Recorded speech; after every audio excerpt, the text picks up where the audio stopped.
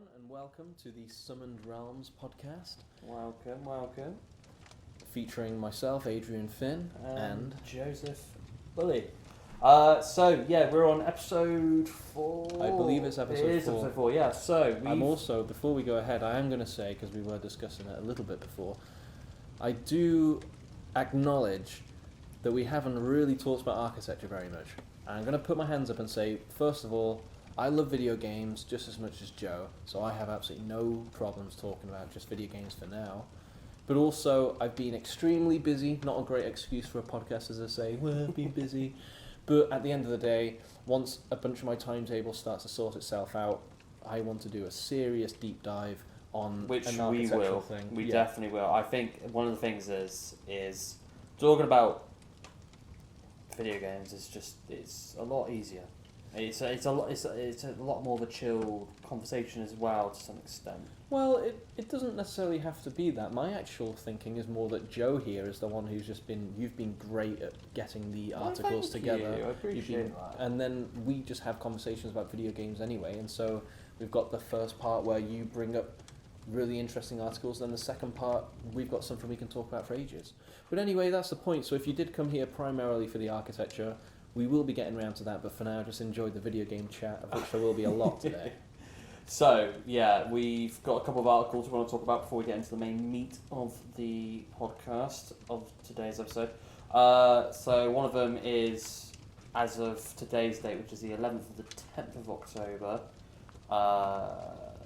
the guy who was CEO of Unity. That is John Riccitiello. Yeah, Riccitiello, or whatever the fuck his name is, I don't care, he's a scumbag. Regardless, he has now left and has resigned as chief executive of the game development tool Unity. Obviously, following the controversial pricing scheme that he was trying to make with the paper install. The controversial diddling of his own customers. Me and Adrian having this conversation before we started about how much of a con it was, so we were actually looking at his history, weren't we? Of what he did, what companies he's been in, and so on. This is the approach we wanted to, because Joe and I have spent a couple of episodes talking about this, speculating on why he may have made the decisions that he did, what his position is, why he seems to have made such ignorant choices. We were talking before this, we should do a bit of a deep dive onto his actual history. What is his history with being an epic video gamer? Oh no, wait. Hang on a minute, maybe nothing to do with video games whatsoever, isn't that right? Yeah, so we found out that just from looking at his wiki page and a little bit of deep diving here and there, he has been CEOs of companies, some of them not to do with the video games industry, but he has been part of Electronic Arts. Did we have the list that was up on his Wikipedia? Yes, I can. Because I think it would be great if for the audience we just essentially listed off the different companies that he's worked for in the past, and that way, fellow audience members, all of you, we can basically talk about all two of you. All two, yeah. Bless you guys. We can actually give you a list of what he's done, and we can go from there. So he was part of Wilson Sporting Goods from 93 to 95. Wilson Sporting Goods. I think... God, they make my favourite video games. Oh, hang on. And then he was part of Sara Lee Bakery from 96 to 97. Oh yeah, cook it up those games. And then he was part of Electronic Arts from 97 to 2004. He then moved on from EA to Elevation Partners. Which maybe I'm remembering this incorrectly, but was there a fizzy drinks provider in there? Yes, he was. So early in his career, Riccitiello worked at Clorox and PepsiCo and served as the managing director of Häagen-Dazs. Now, in all fairness, Pepsi do have a game, and they do have a video game character called Pepsi Man. Yeah, you do. So indeed. we have to give him that. Häagen-Dazs, I don't know. I think that's more ice cream. No. The thing is, it's interesting because he's only, from the looks of it, like when you balance out the good stuff that he's done, the bad stuff he's done, the negative stuff really outweighs the good stuff. Because in terms of the good stuff, I'll at least try and give him a bit of a merit. At least it's the fact that he was an early investor in the Oculus VR. So I can imagine that Oculus wouldn't have gone as far as it would have nowadays if it wasn't for him, because he would have had a lot of money at that point in time. And also, he managed to raise a fair amount of money with 2 fundraising rounds, which it doesn't say what he fundraised for. I didn't actually search that up, but if it is to do with charity, great stuff. It seems more likely that fundraising is more just the phrase or the term of raising funds for that company. Yeah, I think it's unlikely it'll be charity. I think it's more that he will have come into this company and then worked out how he can acquire the capital. Hold on a second. So,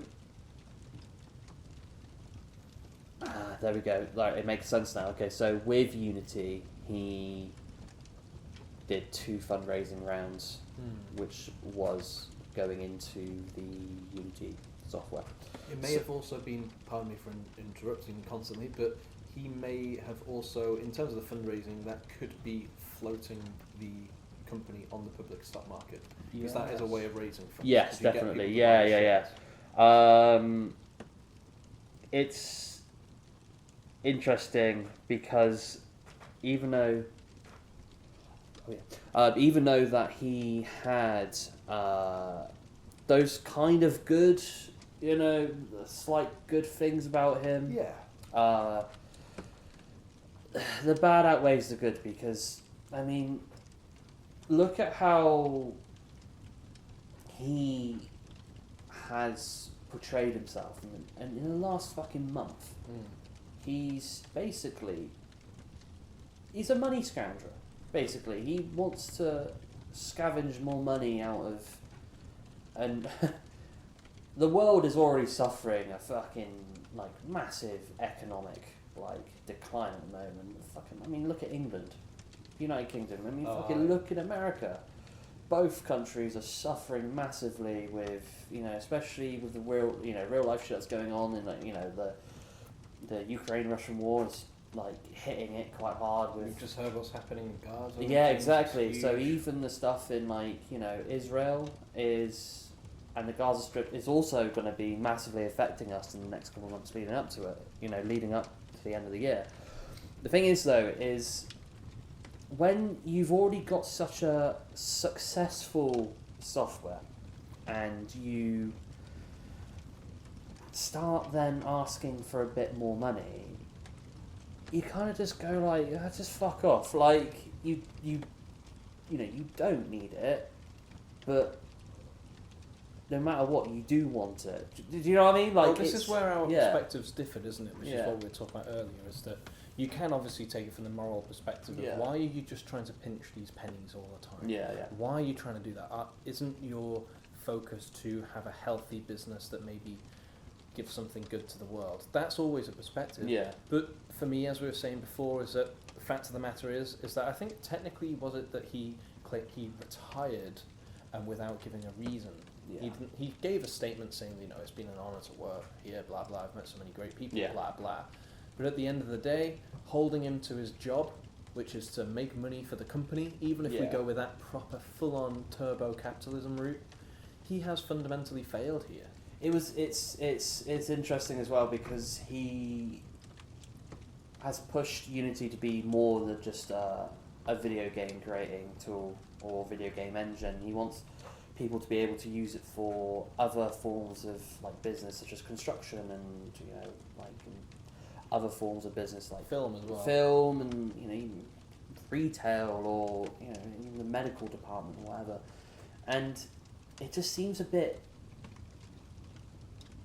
shit that you want to push it to all these new levels, but then it hasn't worked. It hasn't worked, and it bothers the fuck out of me, because I was saying this to Adrian before we started. I said to him that a lot of the people that I've worked with in the past and people that I work with now who want to start their own projects or start their own games or what have you, they want to use Unity because sometimes they find Unity a lot more easier than Unreal or any other game engine or whatever. And the thing is, that's got some truth to it, definitely. I mean, there are parts of Unity that's a lot easier than Unreal. Unity's a lot more well optimized than Unreal. I mean, I've used both in the past. And the thing is, like, you got all these aspiring people that want to create games on your engine, but then at the same time, you've just basically said to them, fuck you, give me some money. Out of all of these things that you talk about in terms of the optimization Yeah. and how the actual engine is fundamentally advantageous over the next leading competitor, this was how you ended up hitting the news? Yeah, This was how you ended up hitting the news? Going, we're going to charge the people who have helped us to make more money, we're going to charge you guys more. I know we're probably flogging a dead horse because we talked about him quite a lot in this sense, but we really did want to reiterate that the reason that we brought up his past was because we're getting back to that argument that we may well have talked about in a previous podcast, is saying Unity, for whatever reason, has drafted in someone who is a business administrator, is a fundraiser, Yeah. and that seems to have taken an unequal amount of focus, and I guess you would call it power as well. You would much rather prefer to hear from Unity, we've got this major you'd rather hear the things of we've expanded into films and Exactly. architecture Like and you, things like instead that. of like focusing on cheap and easy ways to make money from your engine, how about you give us announcements on how you're going to raise more money for your engine by putting it towards so-and-so, like film or construction. Something that makes the product better. Exactly. Something that attracts more people. So ultimately, no wonder he's fallen flat on his face, because this is the biggest news that's And come out. I'll go back to what we said in the last episode as well, was that the way he kind of spoke about how people weren't using the ad suite for mobile Unity, how they were saying, he was basically saying they were fucking stupid, kind of it just basically just in that one sentence shows you how little he cares.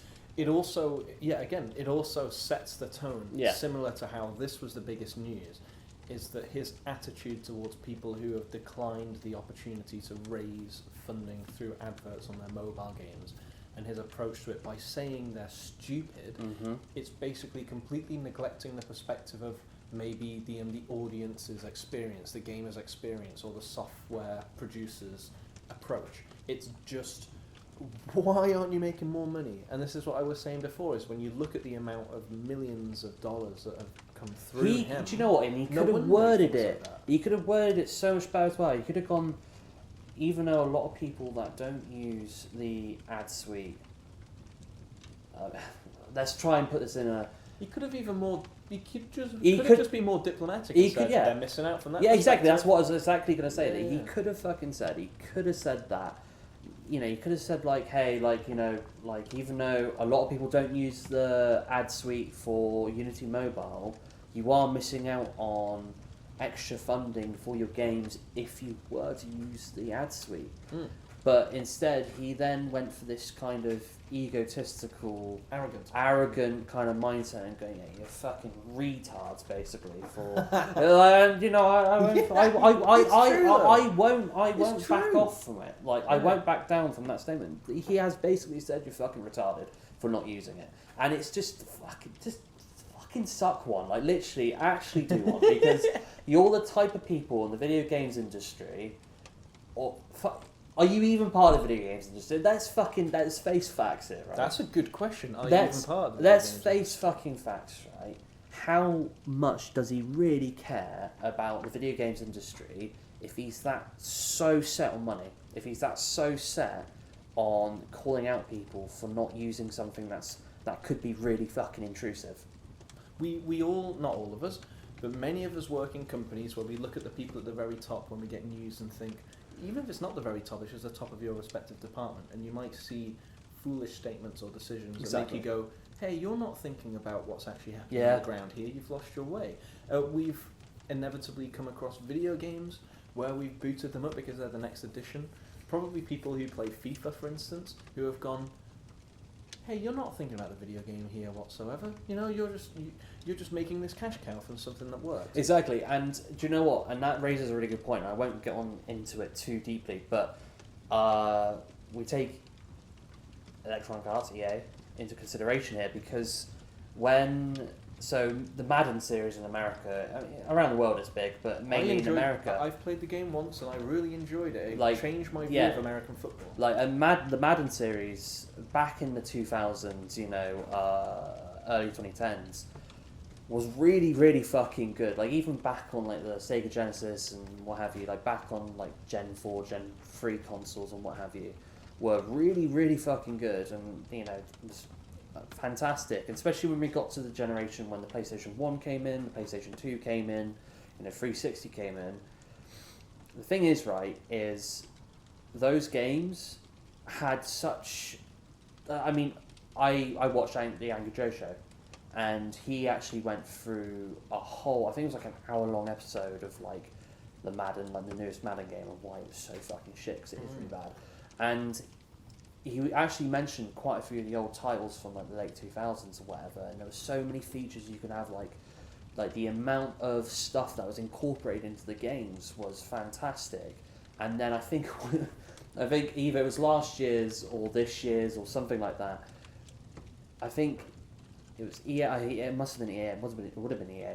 EA said that they didn't have the money to motion cap referees in their games, and it's just like, like come on now, Are you sure, like mate? are you sure? Because you were motion capping fucking referees in the early 2000s when you had less money, mind you. So I think, and that is exactly what I'm kind of talking about. Is like they're taking things away to then quickly fucking shout the game to then make a quick buck out of it. And the same goes for FIFA as well. FIFA 22, I think it was, or one of the recent FIFA games before they got rid of the FIFA title. Basically, they released one edition, the standard edition, and then they released, I think it was like the Championship edition. There was nothing different about it, just had a different name. And it's just like, fucking hell, like, Jesus. I played FIFA a lot when I was younger, and I love it. I love making a campaign and building things up as much as I love picking the most talented teams possible, or the meme kind of teams that are 1.5 star and whatever. But like at the end of the day, as soon as I heard, and I don't know very much about this, so I won't talk about it very much, but as soon as I heard about the concept of booster packs, Yes. I just went, you know what? I'm never playing this game. No, and I don't Because- blame you. Yeah, or at least I'm never playing in this mode. I'm never going to give you my money because you've set up the situation where before I just earned it through And hard also- graft of having fun, and now it's hard graft of spending money. And this is what's quite interesting with the recent Madden as well, so we will get onto the next article and then we'll get into the main meat. So it might be more than an hour, but you know, who knows. Anyway, sorry. They also try, obviously NFTs are now fucking failing. NFTs are fucking flopped as of this day. They're at a massive low. Exactly, yeah, like they weren't as big as they were when they first started, and they never were going to. They're basically fucking pictures, fuck's sake. But I have a slightly different view, but they're pretty low right now, and there's no doubt that they've created. So Madden was trying to get in, or EA was trying to get in on the fucking NFT game, and like the reception that they got given was just like, no, why? And the only people that were going for it were they were called NFT boys. well, people who want to be in that space because they're either there's probably a very small amount of them who go, God, NFTs have a great use, but then the majority of them will be like, I want to make money off of those NFTs. Yeah, exactly. Which yeah. is why the guys who EA are like, oh, we want to make a load of money off of these, and most people are like, oh, we want to make a load of money off of these, and then they create it. So they've all kind of been screwed. And I think we can basically, considering we have talked about this guy a lot. I think we could kind of cap it here. I think because now he's resigned, I think we can now move on from it. Story's over. The story's over. This arc of John Riccitello is now over on the Summon Around podcast, and who knows, maybe he might pop up again in the near future. Maybe we'll summon him to this realm No. another time, but it seems Yeah. very unlikely, and ultimately we can leave it at whatever your name was, bro. Was it? Did you say it was John? What was John the- Riccitello. Yeah, Rizzatello. John Rizzatello. You have failed as the leader of a video game or software related business. So you failed as someone who provides a video game platform as a service, and you failed as a big evil angry capitalist CEO dude. Not that I'm literally saying capitalism is evil, but I'm saying if even you were taking that perspective of, ooh, I'm a capitalist, this is what I do, you failed at that as well. At that so as well. you failed on both fronts. So goodbye, Well, John goodbye, Rosatello. John. So the next article, we won't go into this too deeply, but we want to at least announce this because it's a big part for me, especially. And I mean, you've been on Twitch as well, Yeah, for sure. of course. And I think a lot of people nowadays have been on Twitch or have heard of Twitch, especially of our generation and lower generations. And obviously, Kick became a big thing earlier on this year, and Kick has gained some popularity because a lot of people from Twitch moved, like especially the big people moved from Twitch to Kick, and a lot of the reasons why people moved from Twitch to Kick was because Twitch was being, in my terms, being quite cuntish with their, you know, the ad, you know, the fucking splits and whatever, and how much money Yes. they were giving to their big streamers and whatever. And I think one of the biggest reasons why Kick became so popular was because Twitch was kind of basically, there was a big announcement that Twitch wanted people to not advertise sponsorships so much in their streams or whatever. So they had to reduce the banners and, you know, the advertisements on screen and shit like that. And that really pissed a lot of people off because a lot of people who are big on Twitch get money from, say, Raid Shadow Legends or G Fuel or any other big sponsorship or whatever. And yeah, a lot of people were quite pissed off about it, so they moved to Kick. But the problem is, and this is a personal problem that I have with Kick, is when Kick first started, Kick was, to me, when I look at it first glance and I start kind of digging into it, there is a lot of the people that are on there and a lot of the people who are watching the streams on Kick are mainly people that are doing gambling. Like, I went on there the other day, so earlier on in October, and I think it was about like 33,000 people that are watching just gambling streams, and then like the biggest category of game was, I think, the newest Modern Warfare, the beta, and that was like 3,000. And then you then go to fucking Twitch, and it's such a vast community, it's massive, and it's I fucking hell, Jesus Christ, I do apologise. That's alright. I am very tired, but basically, the person, I don't know what his name was, but whoever was responding to Kick, he said it's great to have competition because it is good to have competition, especially in that kind of like, you know, line of business and software and streaming. Sorry. But the thing is, like, people are saying that, oh yeah, Kick is going to ruin Twitch.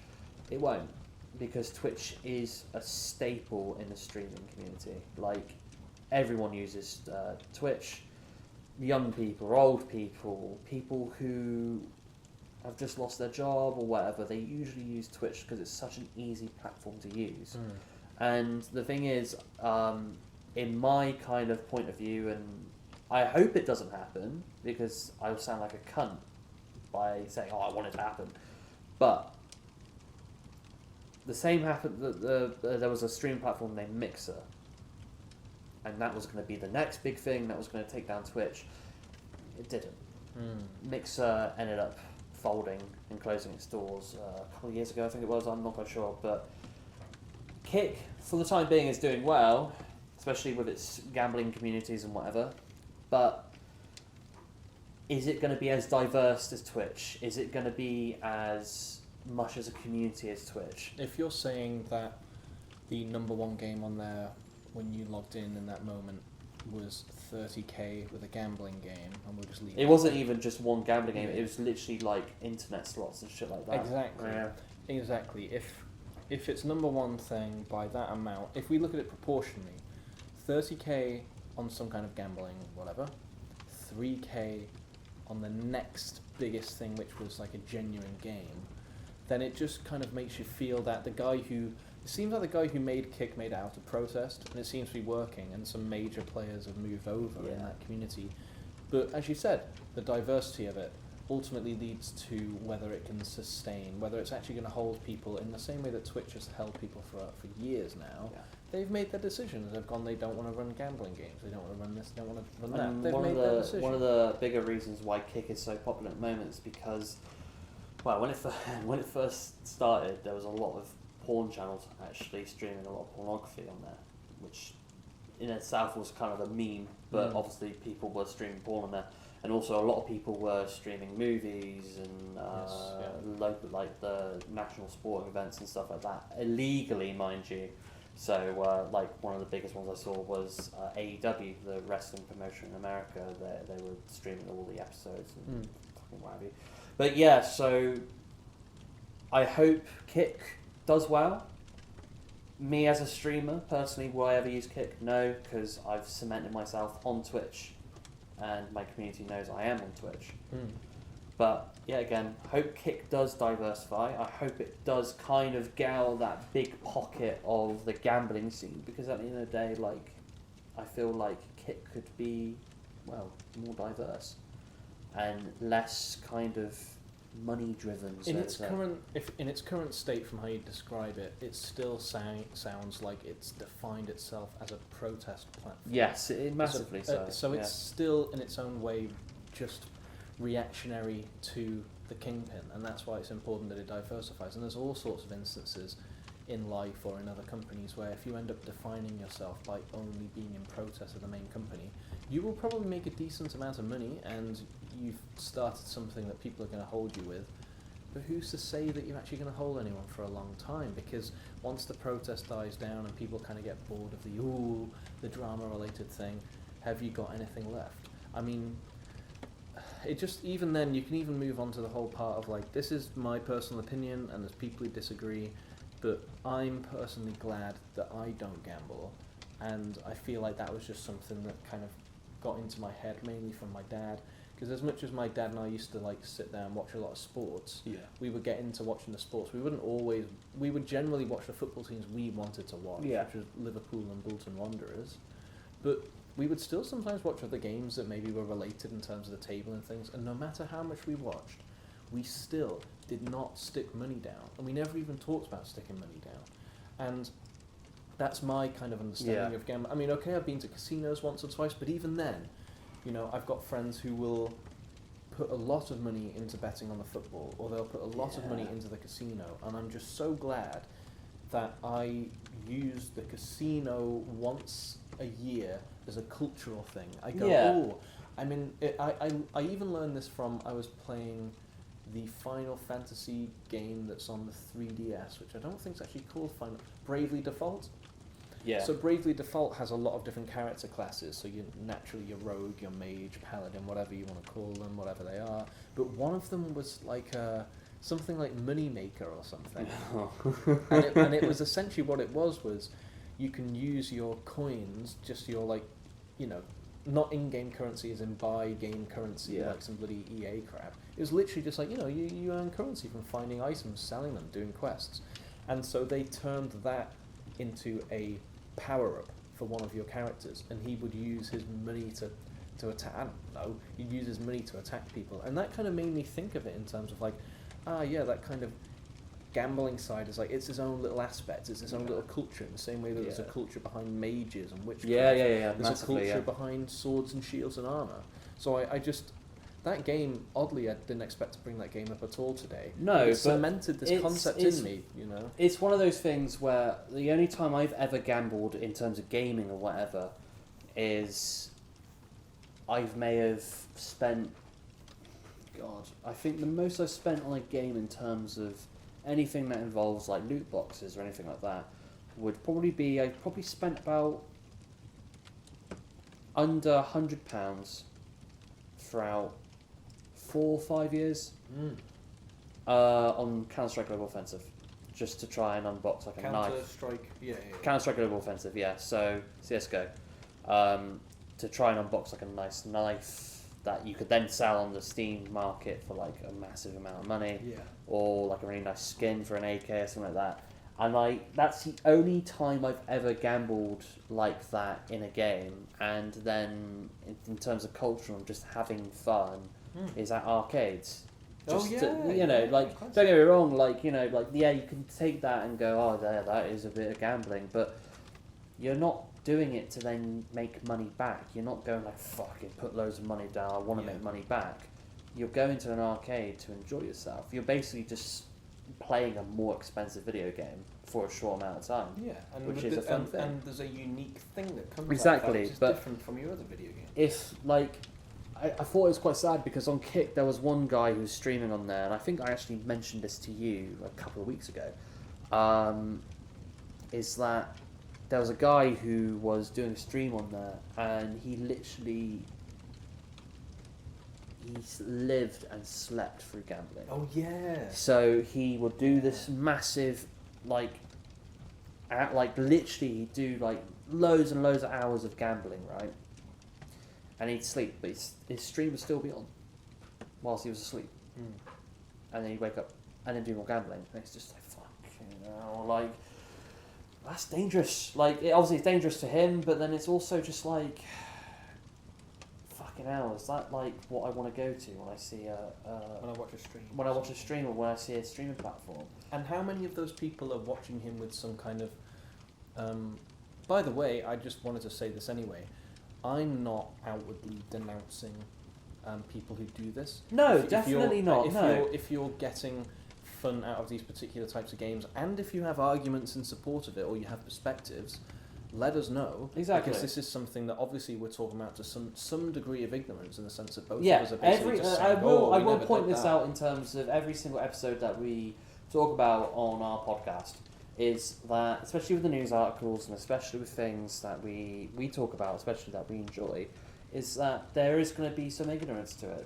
And we are happy to hear from people who have counterpoints and arguments towards the statements that we make, and we're fine with that. As long as you're not a knob about it. A knob about it, but then you can't really say that because we have been a bit dickish about a few things. We have said some pretty harsh things about we have been Robert, harsh about a few things, so I can't really say that. But we would like to hear your voice, and we'd like to hear your opinion about so and so matters. But no, we're not denouncing people who do gambling. For fuck's sake, do what you want as long as it makes you happy. Fine, do what you fucking want. That's fine. I'm all for that. But as a person who's been part of the streaming community for 8 years, and who's even been watching streams before that, watching Twitch grow, to then have people be like, yeah, fucking Kick, yeah, fuck it, it's good, fucking take Twitch by storm, and you go to fucking Kick and it's just a bunch of fucking gambling channels, you just fucking go, oh, is this really what's going to take down Twitch? Come the fuck on. And I think because that's a great perspective in terms of what's actually happened with Twitch, the growth of this platform, and how these guys have moved on to this thing that we were already talking about, we're not sure about. But even just from the gambling perspective, I just want to say I've got mates who enjoy gambling, and I've got mates who have a good laugh with it. Sometimes they're down, sometimes they're up, whatever. But I would still, the way that I'd kind of picture this for people in the audience is going, have you ever seen those videos where it's in somewhere like Las Vegas, and you've got maybe a row of 30... And they're just fucking slamming down on the video. What do you call the monkey's paw? Or and the one-armed bandits, Yes, they're just going... And they usually, bless their hearts, they're usually boomers. And they're all sitting there, they're pretty old people, and they're just going... And I just ask, think about those videos, because you've probably seen them.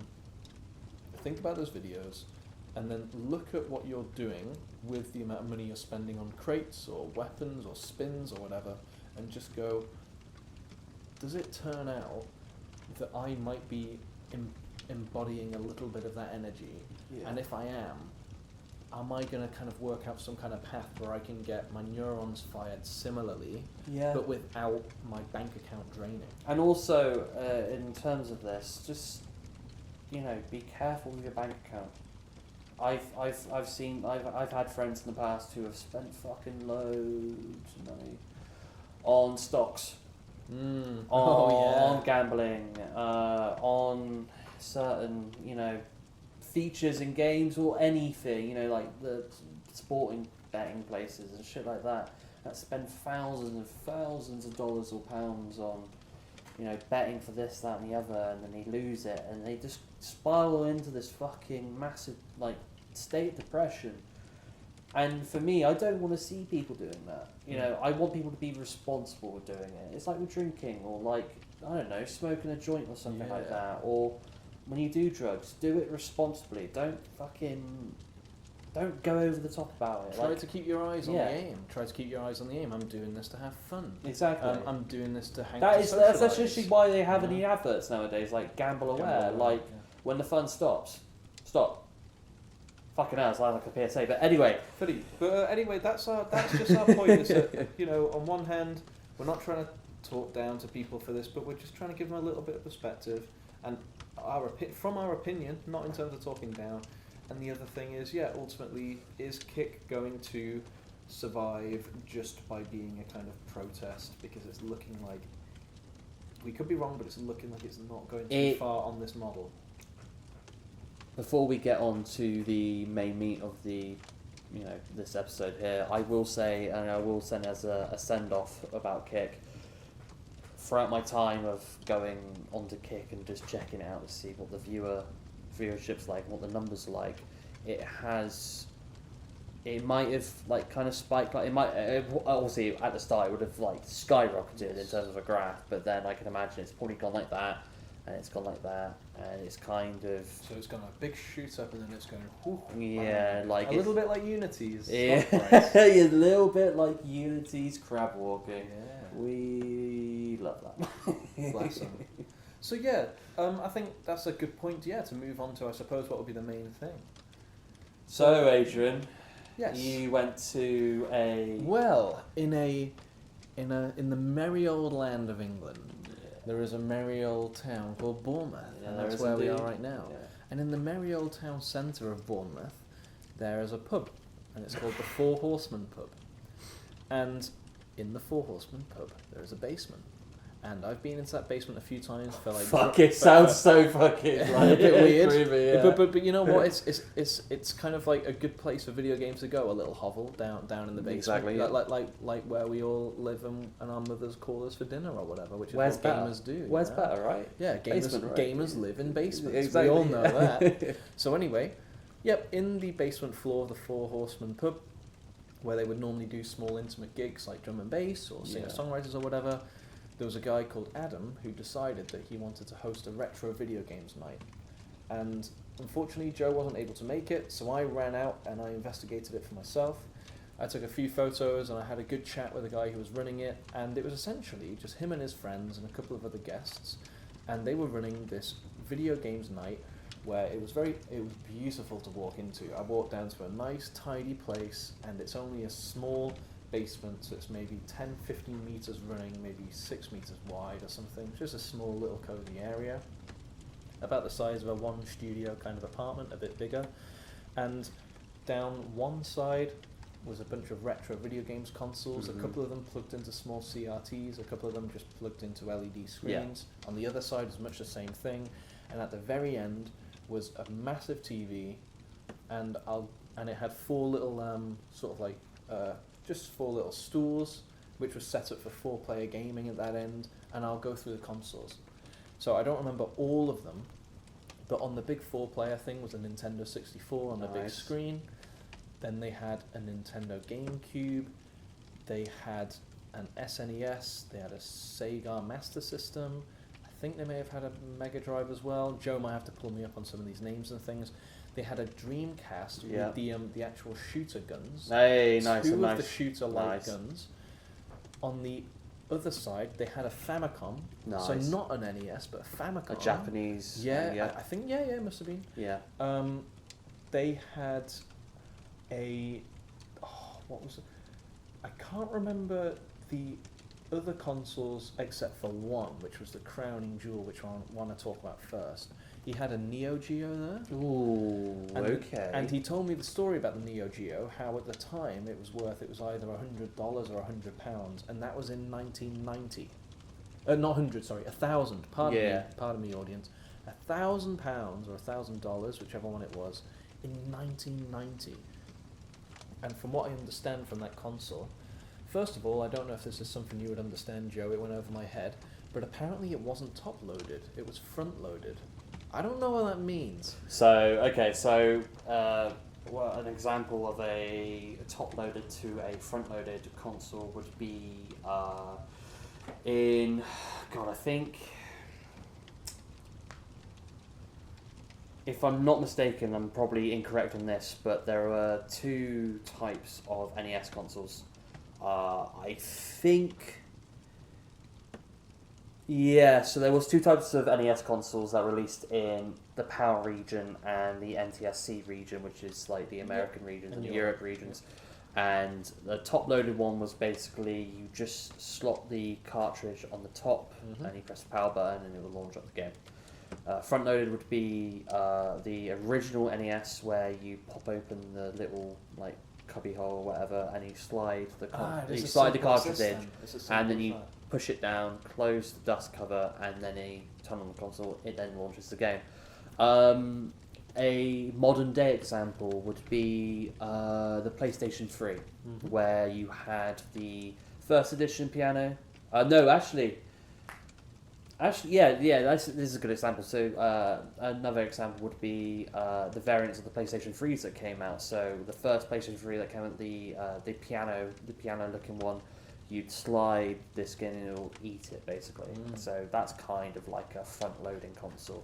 And then you had another variant of the PS3 later on down the line, which was a slimline one, where you'd slide open the cover on the top, and then you put the CD in the top of the console, and then slide the cover back, and then play the game. So that's what a top-loading and a front-loading console is. Yeah. Thanks for letting me know. You know what? We're learning every day on this podcast, or every week anyway. So yeah, essentially, he was very proud of the fact that it was front-loaded, not top-loaded. It seemed like that was more exclusive in terms of the Neo Geo. The reason why I wanted to talk about it was because I was absolutely astonished by two things of the Neo Geo. First of all, because its selling point was getting the arcade games it was massively into the home. And you can tell, because you're loading one of these games, and to me, it felt as if a little bit of ignorance on my part. The cartridges were fucking huge for the Neo Geo consoles. Oh, fair. I didn't get to see any of the cartridges because, I'll make a little aside, a great thing about this video game event was that he had sorted out every single console to be chipped or what a fucking lad. Every single game. Nice. And I'll get into some of the games I touched on, but playing the Neo Geo astonished me for two reasons. First of all, I felt like I was looking at a high quality, fully sorted out in terms of pixels and resolution and things, Game Boy Advance tier games, if not better, on like 1990 software, and just sat there kind of zooming back 33 years in the past, before I was born, and just watching a super smooth Game Boy Advance tier game being played on a console in 1990. I was just blown away. I was mesmerised. I was telling him. It's quite interesting because when the Neo Geo consoles were released, there was a few Neo Geo consoles released. But in terms of consoles that I know, like the Neo Geo series is one of the series that I don't really know a lot about. I mean, I'm more of the...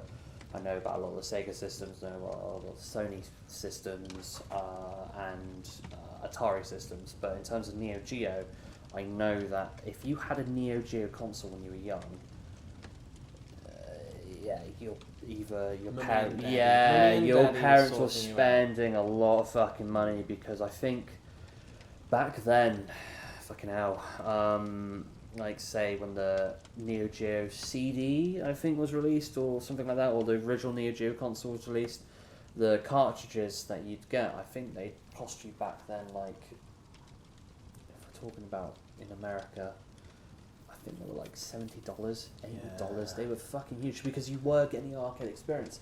Like, you get, for instance, like you could get something like, I don't know if, that's a good example. So like the Street Fighter series, like you could have the Street Fighter games on the arcade, in the arcades, like the real authentic experience, right? And then you could have the ports that are on, like, I don't know, the fucking Sega Genesis or whatever console it was ported onto. You still get a bit of experience from it, but it's not the authentic like arcade experience. But then you get the Neo Geo, and it's like you basically taking the arcade fucking machine home with you, and you're literally playing on the arcade machine. It's incredible. And that's what it felt like. And going into the actual play and the feel is the second thing that astonished me about this console. Was so the game controller was a similar shape to the Sega Mega Drive, except it was more rounded. So, Yes. so between the Sega Mega Drive and the SNES kind of look with the rounded ends, and well, it wasn't a D-pad, but it was like it wasn't a joystick either. I guess it's a joypad. I don't know. We'll go for that. The joypad. He said to me before I took on the before I picked up the controller. He said to me, Adrian, see what that joypad's like. You're gonna love it. And as soon as I was just moving it, it was so responsive. It was absolutely gorgeous. I practically cooned my pants right there. Yeah. It was so incredibly springy, so responsive, and I was thinking, yes, exactly. Yeah. And I was Joe's just got an image of the actual controller there, and when I was playing with it, it felt so fluid and amazing that I could just sit there as if it was a stress ball kind of. If you think the controller was good, I've heard that the arcade controllers Ooh, okay. are absolutely So that's a fucking larger square shape yeah. when So you put basically, like you would be playing in an arcade, are absolutely fantastic to Yeah. use. What a But- thoughtful design. But the thing is, what's great, the thing is, it still holds up today. Like the Neo Geo series of consoles are one today in terms of even collecting nowadays is quite difficult because of the prices they go Yeah. for. I mean, back when I was collecting consoles in 2013, 2014, you know, I was collecting a lot of consoles when I first started my job, you know, in Tesco. And if you don't know what Tesco is, If you don't know what Tesco is, Tesco's the supermarket. It's a Walmart. It's the Walmart of England, yeah, of yeah. England, basically. Yeah, Major competitor to Yeah. Asda, owned by Walmart. yeah, exactly. Yeah, and you know, fucking hell, like I was collecting consoles here and there. I was collecting all this like random shit for gaming and whatever. It was a lot of fun. But when I always looked up a Neo Geo system, I always went, fucking hell, like, I cannot... Because you've got to spend money on the system, the controller, and then you've got to spend money on the actual games, and the games are fucking so expensive. And I think it even goes to the Neo Geo Portable that were released back in the 90s, I think. Even the games from the Neo Geo Portable were so fucking expensive. But the reason why they're so expensive is because they have a reason to be. High quality. High quality fucking gaming, authentic arcade experience. So that's the reason why. But What a crown jewel. You must have been thinking.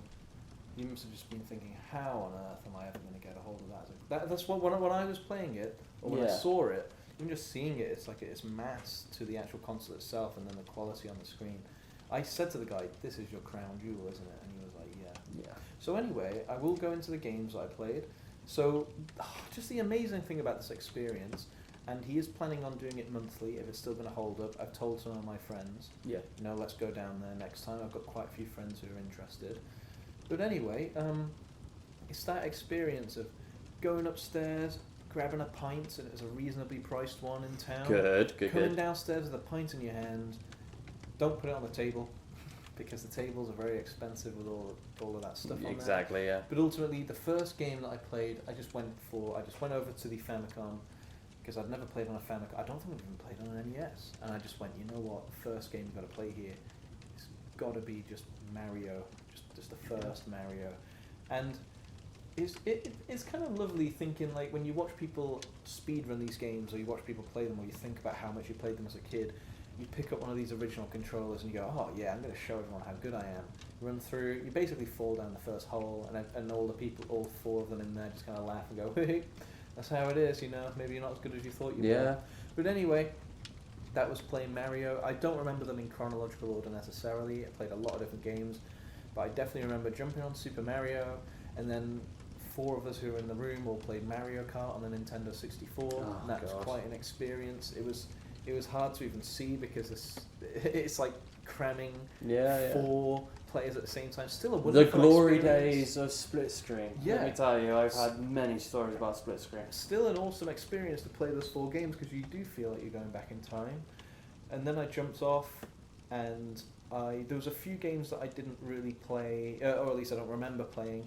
But I'll just list them off. I was I'll start absolutely drifting. fucking pissed. I wasn't. I was a little bit tipsy, but not too bad. Yeah. So I recall playing the first Mario Kart, Mario Tennis. So Mario Kart 64, Mario Tennis 64, Soul Calibur 2, which is something that me and my mates used to rinse like crazy. I used to actually play Soul Calibur 2 as a competitive game. I actually won a tournament with Soul Calibur 2.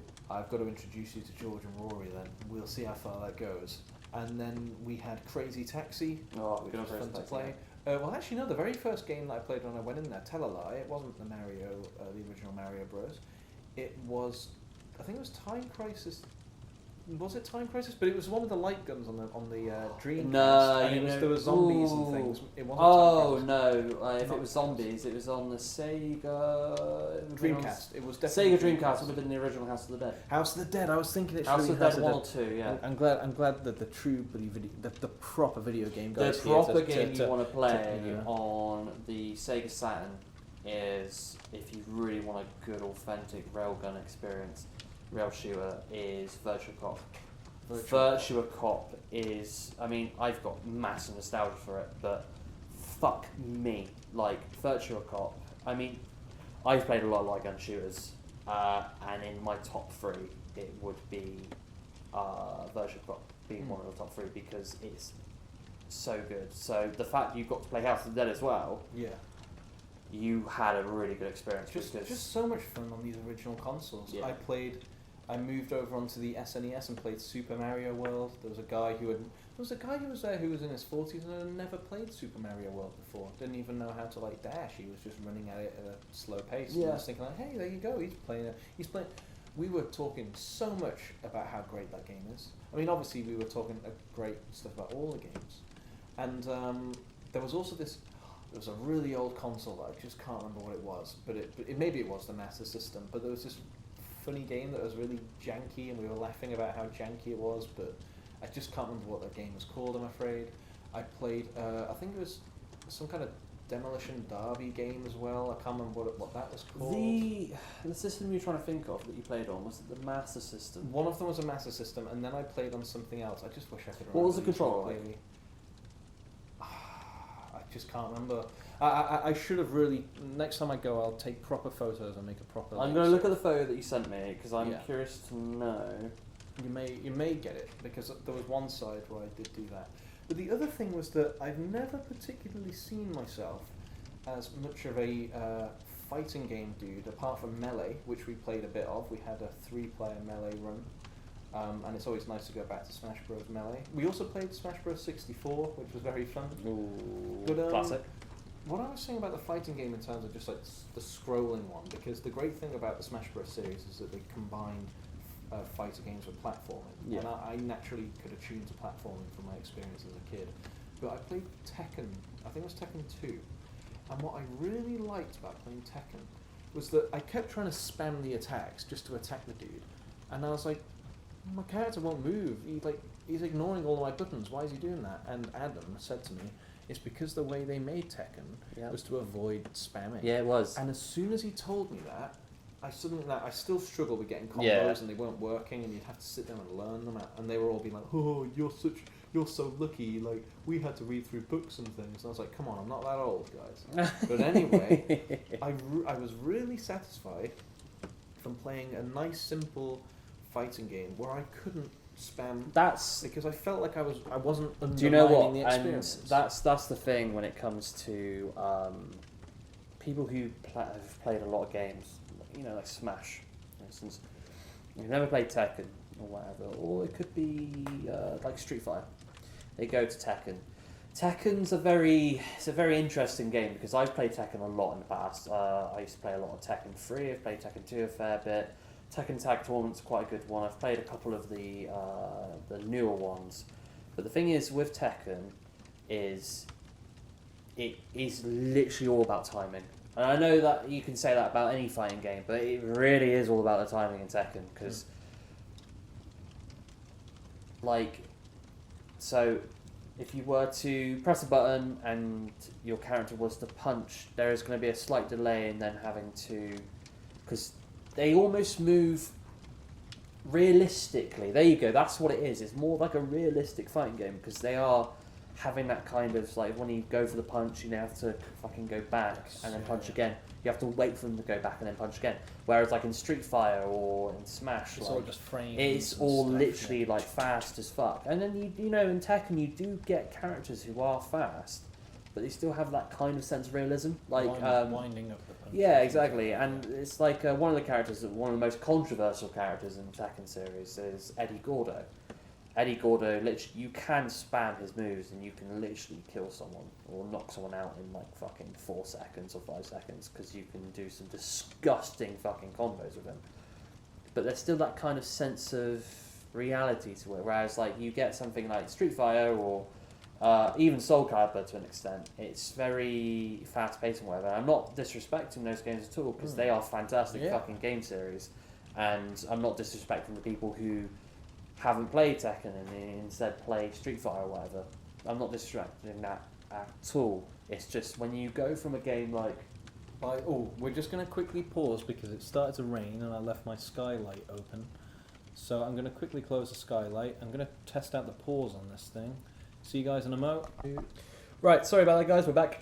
Yeah, so like we were saying, I was just getting to the end of what I was talking about. Is that when you go from something like Smash or Street Fighter, and you've been playing that for absolutely years or your whole entire life, and you go to Tekken, if you've never played it properly, you will kind of sense that, oh my god, why is it not, reacting to every single button I'm pressing? And that is generally because it has a bit more realism than most other fighting games. Yeah, but that's certainly. I didn't even think about it in terms of realism in fighting games, but I think that's what in the back of my head I'm just realised. And it really just opened up my perspectives to, where fighting games can change because it's not a subject that's major for me. And so, ultimately, it was just such a fantastic night being able to just go, that Adam grabs the controller and goes, all right, what do you want to play? And obviously I've used like the ones for the 3DS or the DSER4 cartridges and things. I'm not unaware of what ROMs are and ROM hacks are and things. But just being in a room with like-minded people, a few pints, and just actually being able to like listen to these guys talk about like, oh well, the first time that I played this, or what I remember about this, or I bought this book so that it would teach me about this. Just I don't want to spend too much time talking about it, but when you think about the current state of the video game industry and the massive expanded amount of things that we get to see in terms of endless streaming, endless online guides, endless videos, endless mods and things like that, it's amazing, but you can't help but have that charm for when someone just says, oh, it was just me and my mates would come over and one of us had bought the magazine at the W.H. Smith's and we went through the magazine and we did this, and you're just like, oh, it takes you back to when you were younger and that's all that you had. And it was just amazing to be in that room. Fantastic. Do you know what? I think that's one of the most wholesome things about, being with, especially in that kind of scenario, being with like-minded people, is the fact that you don't know each other, but you all kind of think of something really wholesome and something quite familiar with other people's stories. Like, it reminds me of when, I've been a massive fan of the Time Splitters series on PlayStation 2, and I remember, like back in the back in the day where my dad would take me to Toys R Us. Rest in peace, by the way. Yeah, rest in peace, Toys R Us. But he used to take me to Toys R Us and he'd buy me a new game, and I remember when Time Splitters Future Perfect was coming out and I saw it in PlayStation Magazine, I was like, holy fuck, because I was a huge fan of Time Splitters 2 and 1, and just reminiscing about when my dad finally took me to Toys R Us, I found it and I bought it, I took it home, I started playing it. That's the kind of and I can imagine in that scenario that you were in, you just kind of thought about a lot of the things that you played and a lot of things that you did as a kid, and it's amazing. Yeah, especially for me seeing the GameCube there with Smash Bros. Melee, and just remembering just how much time I spent on Melee, and then being able to have a discussion with the guy in person, just being like, "Oh, what's your favourite Smash?" You know, that's just a question for me, which is just that's when you know you've met someone where you can just talk for bloody ages. Who's your main? Obviously, so many fighting games have who's your main, but for me, it's like the whole Smash Bros. Who's your main? It's just like, I'm there. You know, it's just amazing. It's great, and do you know what? It'd be quite interesting to speak to Adam, because it'd be interesting to learn about if he knows about the world of builds of games that I'm a big fan of. If some people that I probably might link the channel on the community tab or the channels tab, but I run a beta channel where I discuss early builds of games and demos and so on, and it would be quite interesting to really have a deep topic of discussion with him about the world of demo discs and beta builds and prototypes and so on. Well, as we said, Joe, off of the podcast, our intention was to go over there, see if we could talk to the guy, see if he would come in as a guest, and he did seem at least receptive to adding me on Facebook and keeping in touch. Yeah. And he did want to host us every month, so we'll have a little plug for it near the end of this in a couple of moments, because we are just about an hour over. But that's right, with any luck, who knows, he could even end up being our first guest, in terms of like our first guest who has a particular, like he's doing something in video games as humble as setting up a local like meetup. Exactly. So that's why I think we'll leave it there. And I will say, as a plug to this, is if you're listening to this and you're in either Dorset or you're in West Hampshire and you're close enough to be able to you can get a train into Bournemouth Town Centre, you can park if you've got a car or a motorbike or something like that.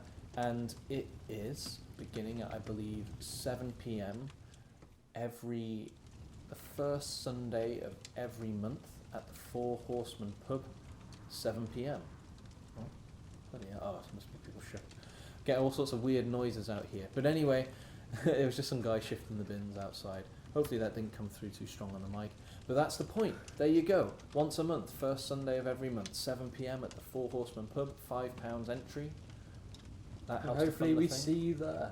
Yeah, we may well meet you there. I really want to go there with Joe, and I've got a few mates who are going to go. It would be amazing to see you guys, and you might even be able to hear from the guy himself on a podcast. And as a sign off, fuck John Rosatello.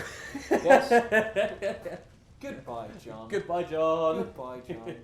And thank you very much, everyone, for watching. This has been episode 4 of Summoned Realm podcast. Thank you very much, guys, for tuning in, and we'll see you in the next episode. Amazing. Thank you very much, everyone.